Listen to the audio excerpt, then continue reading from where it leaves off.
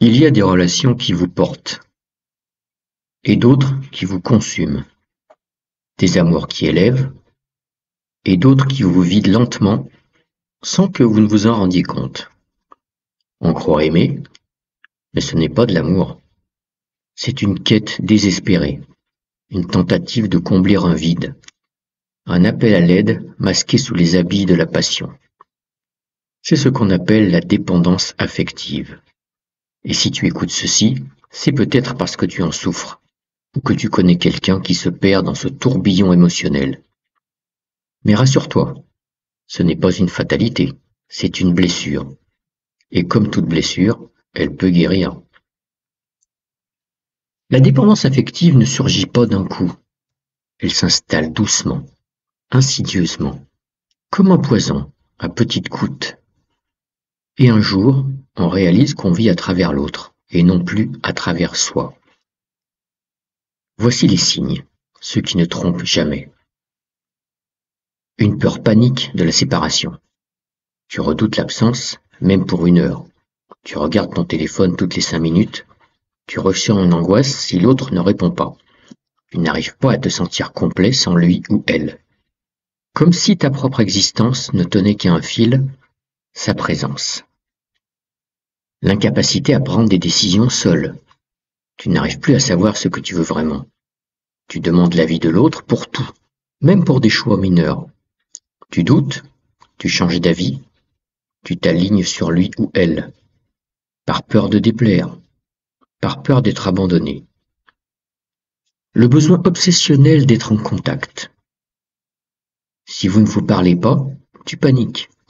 Tu remplis le vide avec des messages, des appels, des « je pense à toi », même quand l'autre ne répond plus.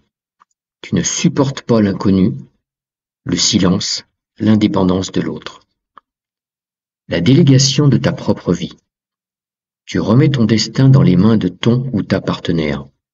Tu veux qu'il ou elle choisisse où vivre, quoi faire, même ce que tu ressens. Tu perds ta boussole interne. Tu te construis autour de ses besoins à lui ou elle. Une hypersensibilité à la critique.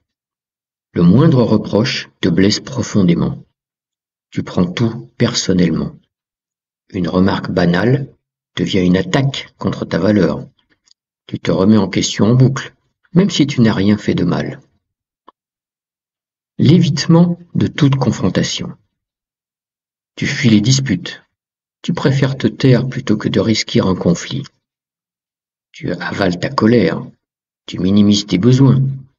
Tu t'excuses, même quand tu n'as rien fait, parce que tu as peur qu'en t'affirmant, tu perdes l'autre. Le sacrifice de tes désirs. Tu fais des choses que tu n'as pas envie de faire. Tu acceptes. Tu t'imposes, tu t'éteins pour ne pas perturber l'autre. Tu te persuades que c'est ça, aimer. Se taire, se plier, se nier. Un contraste troublant entre ta force sociale et ta fragilité amoureuse. Dans ta vie professionnelle, tu peux être fort, brillant, respecté.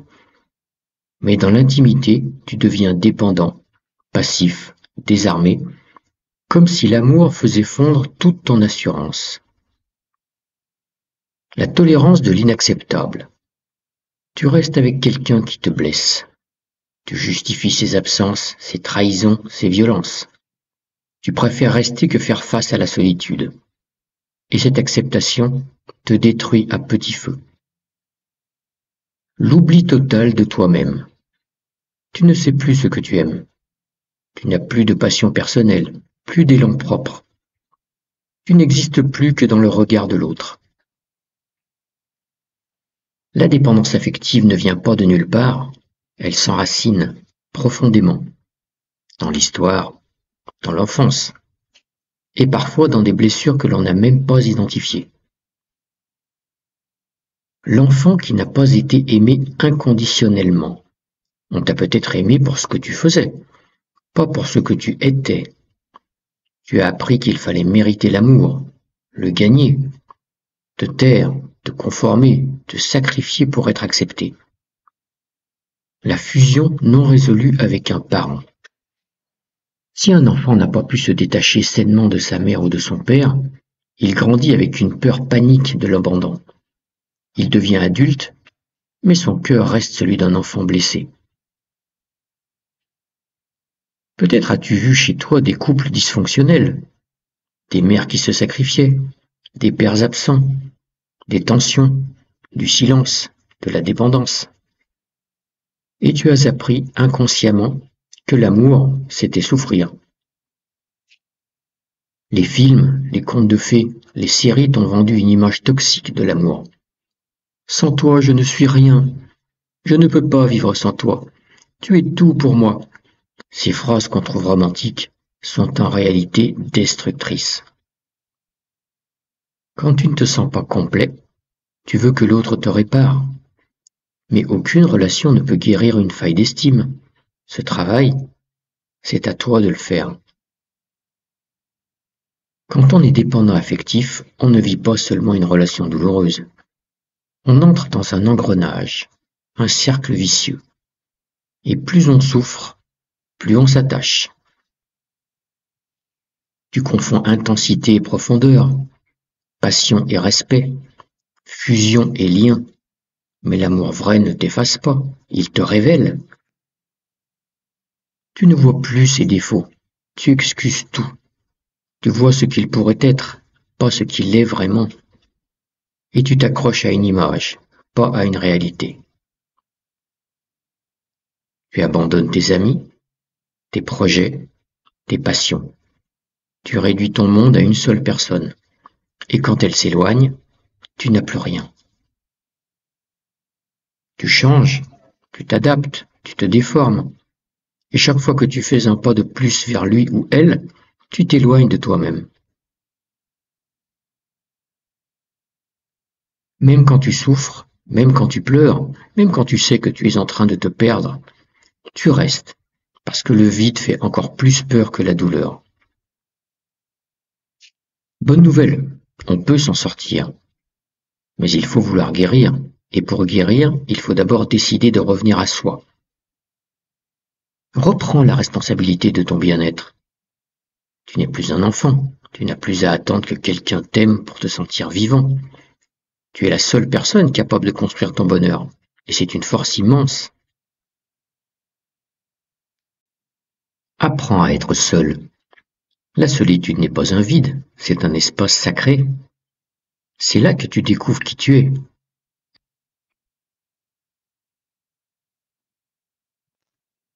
Ce que tu aimes vraiment. Reconnecte-toi à ton corps. Respire, sens tes appuis. Reviens à l'instant présent.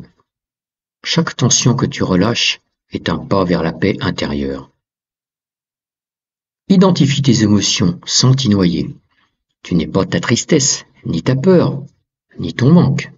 Tu es plus vaste que ça. Tu peux observer, accueillir et laisser passer. Apprends à te valider toi-même. Tu n'as pas besoin qu'on te dise que tu es bien. Dis-le toi-même. Sois ton propre refuge, ta propre sécurité. Déconstruis tes illusions. Ce que tu crois être de l'amour, ce n'est peut-être qu'une blessure qui parle. Pose-toi les bonnes questions.